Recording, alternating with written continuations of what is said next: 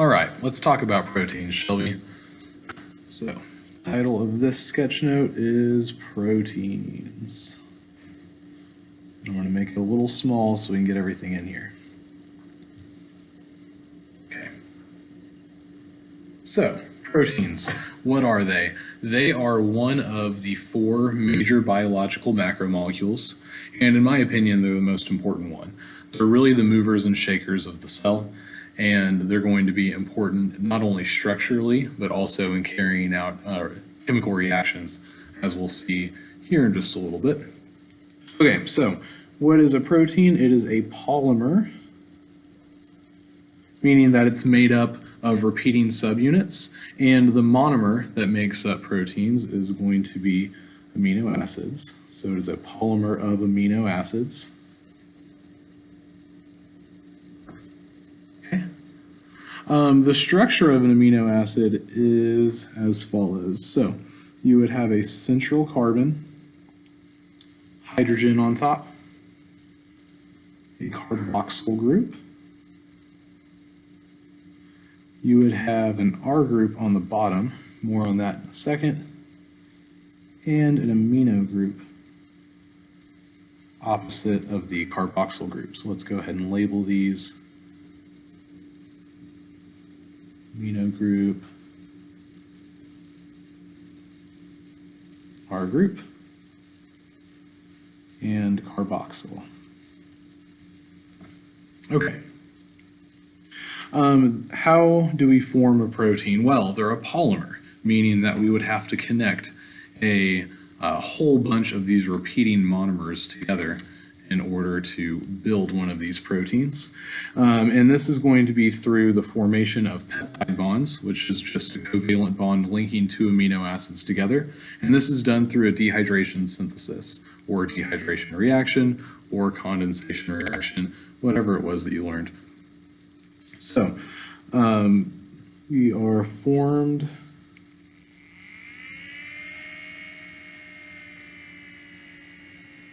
through peptide bonds.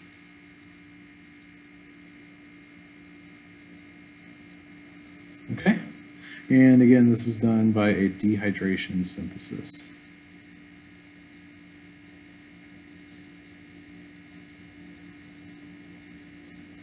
All right, so what would this look like?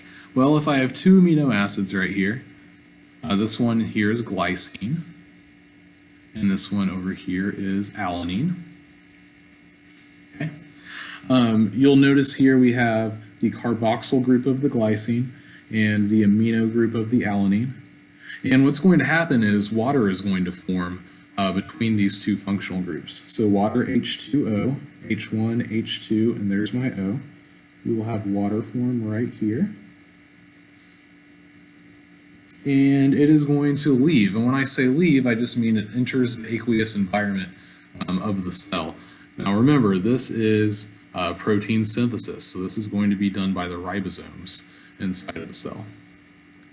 So water leaves. Okay.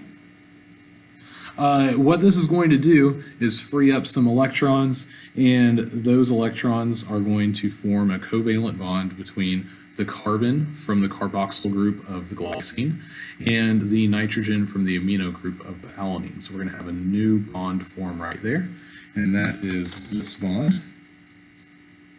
So there is our new bond. And what is the name of that bond? Well, that is the peptide bond, and it's just a covalent bond. It's a fancy name. So that is the peptide bond. Okay. So coming back up here to the general structure of our amino acids, all amino acids, all 21 of them, will have this same generic structure. The only thing that is different between any amino acid is the R group. They will all have a central carbon, a hydrogen, a carboxyl, and an amino group. The R groups will differ, and that's how you tell 2 amino acids apart. So if you look down here at the glycine versus the alanine, the only real difference between them, and you can see it even better up here before they were joined through that dehydration synthesis, is here, this R group is a hydrogen on the glycine, and on the alanine, It's a methyl group. It's a CH3. So the different R groups is how you distinguish between two of the different amino acids. And again, there are 21 amino acids that we know of. Okay, so how does a protein work? Well, they rely on their three-dimensional shape. They rely on their structure. So they rely on a 3D structure. What this means is that it's not enough just to get a bunch of amino acids linked together. They need to end up forming some sort of three-dimensional shape in order for them to gain their function. Remember, structure indicates function. You will not have a functioning protein if the structure is not correct. We see 4 levels of protein structure.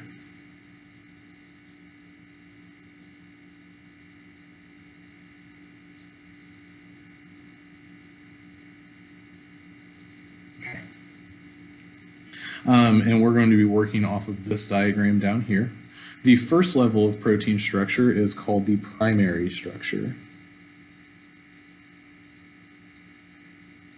The primary structure is attained through peptide bonds.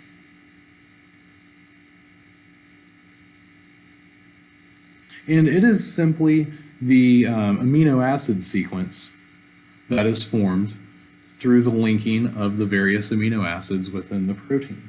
So this is due to amino acid sequence.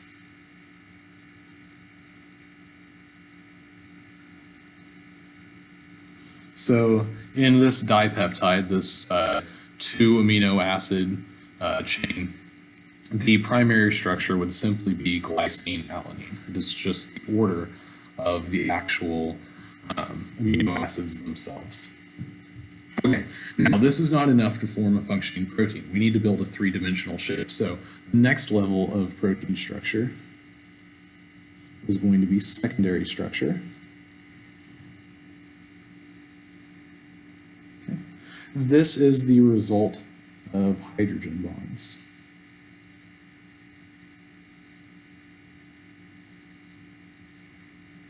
The hydrogen bonding is going to be between the amino group of one amino acid and the carboxyl group of another. And this is going to form 2 predictive shapes. So the 2 shapes that we typically see are going to be called either an alpha helix or a beta pleated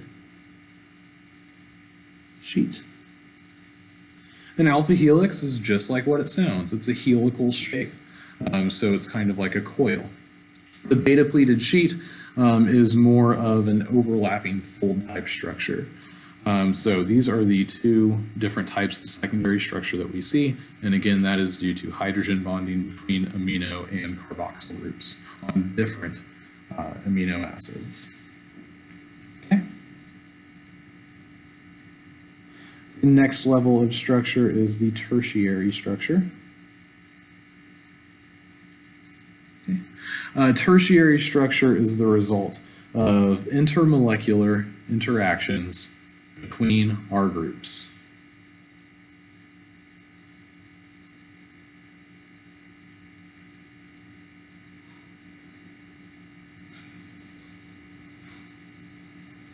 So from one R group to another. So what does that mean? Well, remember that every amino acid has a different R group on them.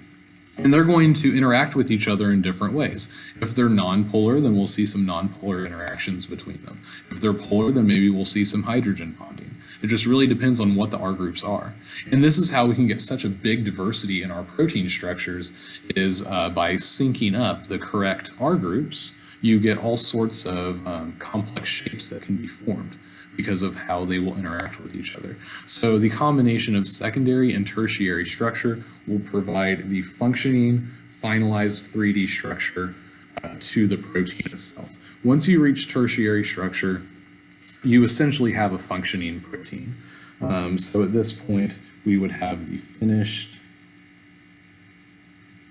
3D structure. Okay.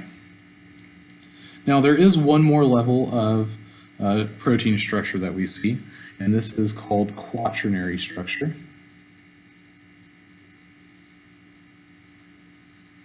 Okay. With quaternary structure, we see multiple polypeptide chains interacting with each other. So here we see a multi-peptide or polypeptide.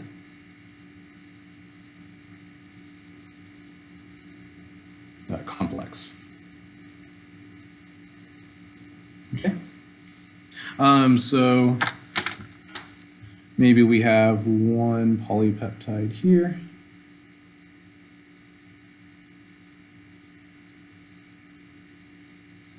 And another polypeptide here. And they're going to be interacting with each other and forming a big complex protein.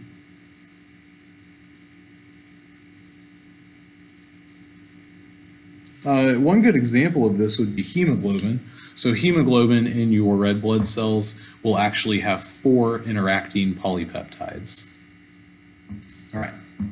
So sticking with the idea of proteins relying on their structure, what happens if we take a protein and we move it into conditions which are different from the conditions that they are typically found in and that they're supposed to be found in? This is going to cause the protein to actually unravel and unfold. So, environmental changes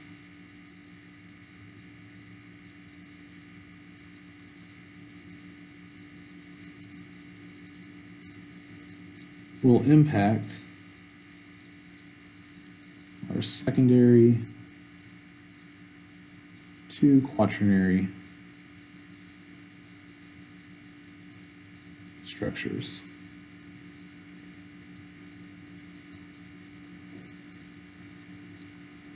Okay.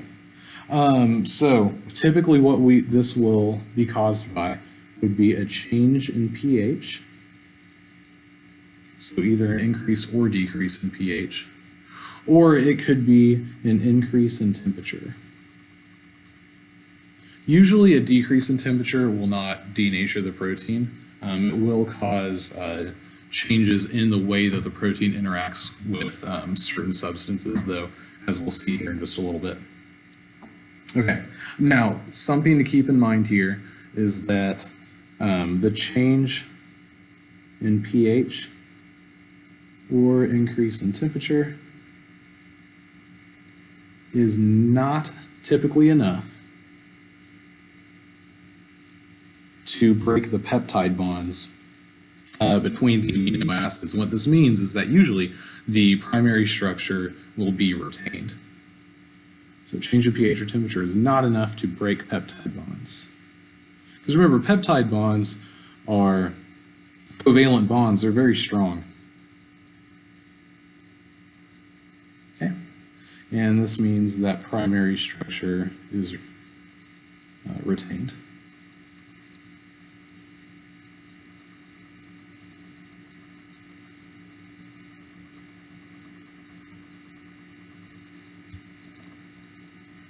Okay, so this process is called denaturation.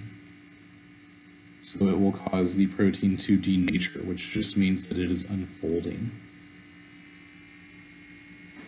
And again, it's unfolding due to those changes in environmental conditions. We're going to be putting enough energy in or changing the interactions enough to either break hydrogen bonding or these other intermolecular interactions. And that's going to cause these proteins to unfold. Now, this is an important idea. Once a protein has denatured, there's no going back. So once denatured, always denatured. And this is good because you can imagine whenever you're cooking food, all you're doing is denaturing the proteins, especially in meat. So imagine how odd it would be if Once you cooked a steak, for instance, you just had a set period of time to eat it before all the proteins renatured and became raw again. That'd be very strange to see happening. So this is a one-way street. Once it's denatured, it's always denatured. So once denatured, always denatured. Okay. The other thing that we see with denaturation is that it will, I'm going to use quotes here, it will break enzymes. We'll talk about enzymes next. And what I mean by this is that it's going to unfold the active site.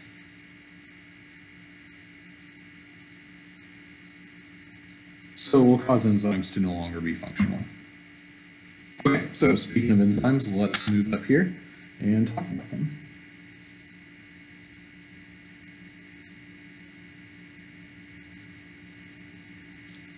Okay. So, what is an enzyme? Enzymes are specialized proteins.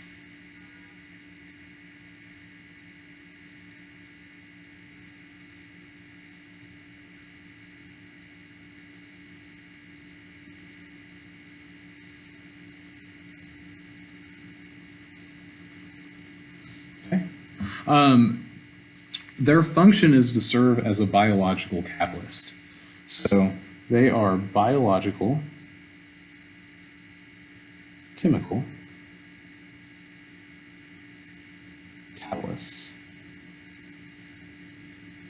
Now the word catalyst has a very specific set of ideas surrounding it. So in order to be a catalyst, a couple of things have to be true. The first is that they are going to speed up chemical reactions.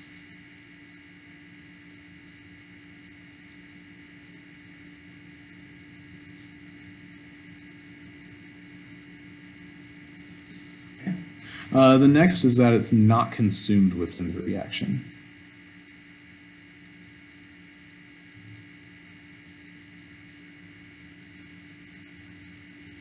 What this means is that the same enzyme can go on and carry out the same chemical reaction over and over and over again.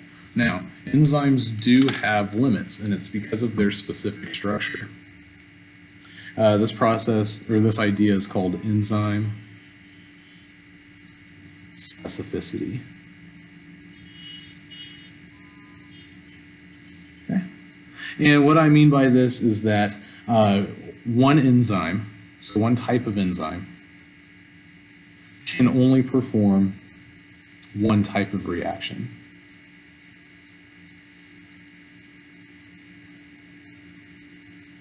A good example of this would be with the enzyme lactase, which is a protein that is going to hydrolyze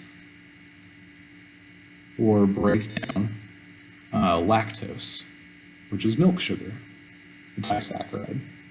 And people that are lactose intolerant lack a functioning form of the enzyme lactase, so they're unable to break lactose down into its individual parts of glucose and lactose. So lactase is really, really good at breaking down lactose. That's the only thing that it can do. It is a one-trick pony. It cannot do anything other than break down lactose. And the reason for that is that enzymes are completely reliant on their structure in order to be able to interact with whatever substance it is that it's interacting with. So let's look at an example right here. This, first of all, let's label some things. This would be the substrate. The substrate is simply the substance that the enzyme is acting on. Here is our enzyme itself.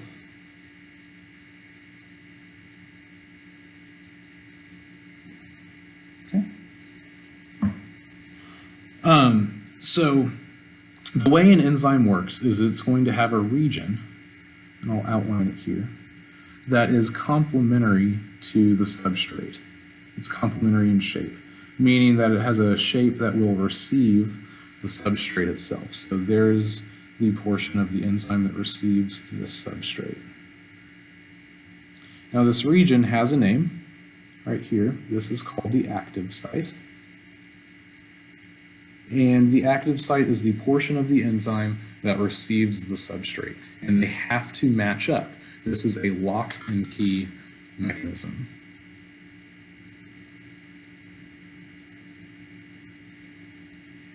Meaning that the active site has to be able to fit with the substrate itself. Okay, so here we see the substrate with the active site. This is where the enzyme is binding with the substrate through a functioning active site. And once the reaction is complete, we would form products.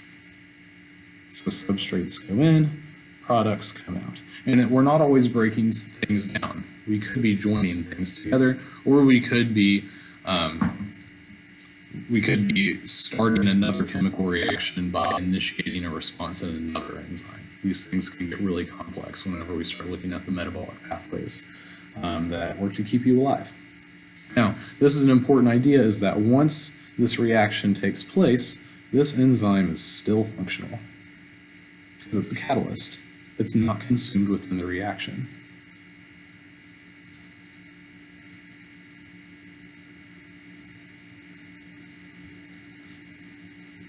Okay.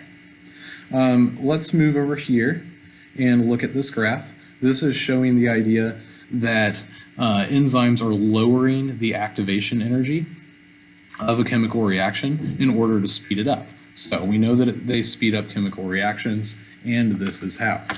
So enzymes lower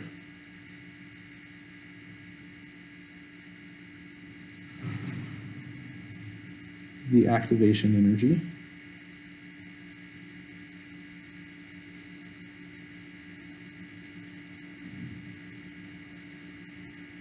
of the reaction. And it typically does this by keeping the substrate still, or taking two substances and getting them to interact with each other, whether it be water in the substrate or whatever it might be. But it's going to lower the amount of energy it takes for the chemical reaction to actually take place. Now, this is an interesting idea here.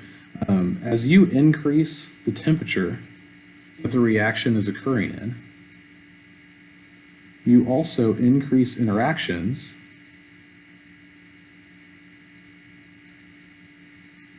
between the substrate and the enzyme.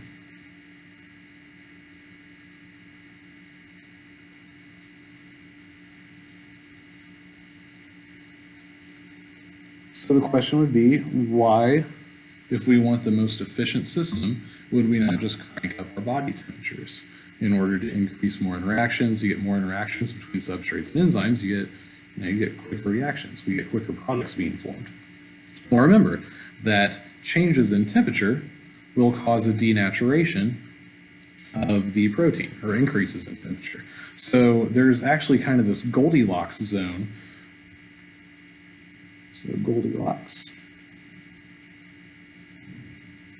where it can't be too hot to denature the protein, but it can't be so cold that there's no energy within the reaction, which is going to allow for those interactions between the enzyme and the substrate. Okay, so we have one topic left, and we will move down here in this corner to finish this out.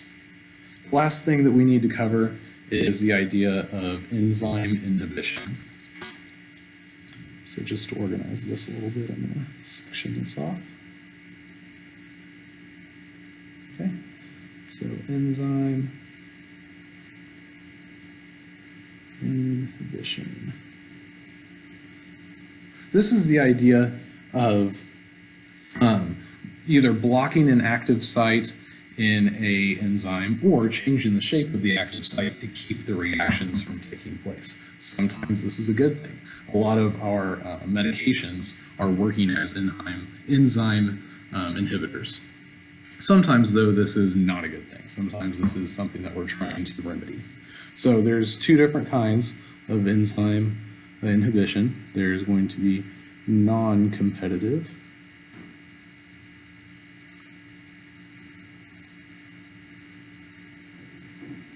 okay, and then there is going to be competitive And I'll wait to put that in. Okay, so let's start here with the non-competitive inhibition. Do this in a different color.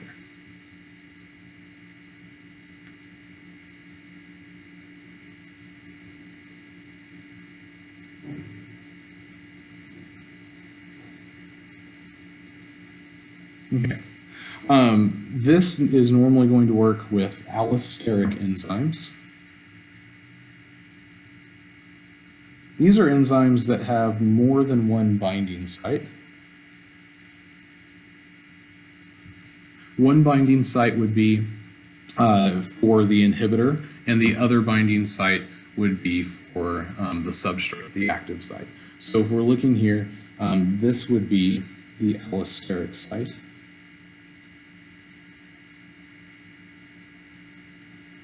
So this is going to be for the inhibitor. This would be the active site. That's for the substrate. And you'll notice that the substrate here has a complementary shape for the active site. Okay? This here would be the inhibitor. And it's non-competitive because the shape of the inhibitor will not match up with the shape of the active site. So they are not competing over the active site. So this is a non-competitive inhibitor. Okay? So this is how it works. Whenever the non-competitive inhibitor binds to the allosteric site, what it's going to do is cause a conformational change in the protein. Conformational change just means a shape change. So we are going to see a change in the shape of the active site. Active site changes shape. Due to this change in the shape of the active site, the substrate is no longer able to bind with the enzyme, so no reaction occurs.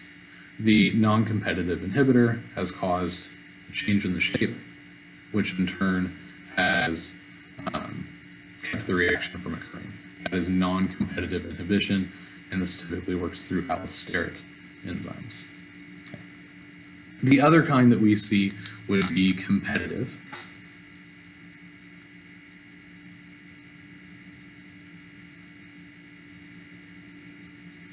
Okay. With competitive inhibition, what we see instead is the inhibitor is going to actually be able to join with the active site, and this is going to keep the substrate from being able to join the active site because the active site is physically blocked. Okay. So down here we'll be looking at competitive inhibition. So again, if this is the active site,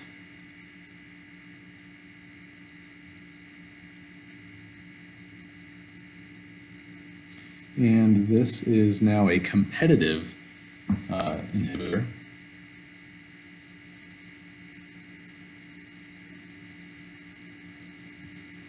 What we'll see is the competitive inhibitor is able to bind to the active site. This then is going to block the substrate from being able to join the active site.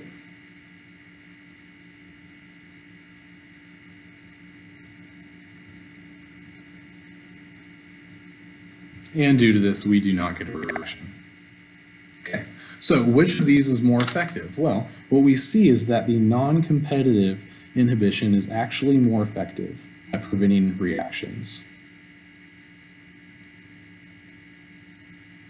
And if you think about it, you can probably come up with why.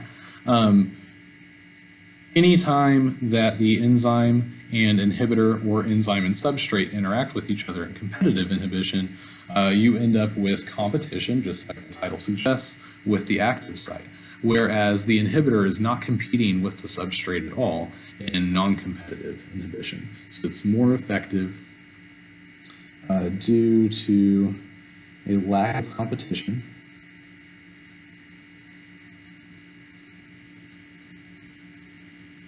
between the substrate and the inhibitor. over the active site.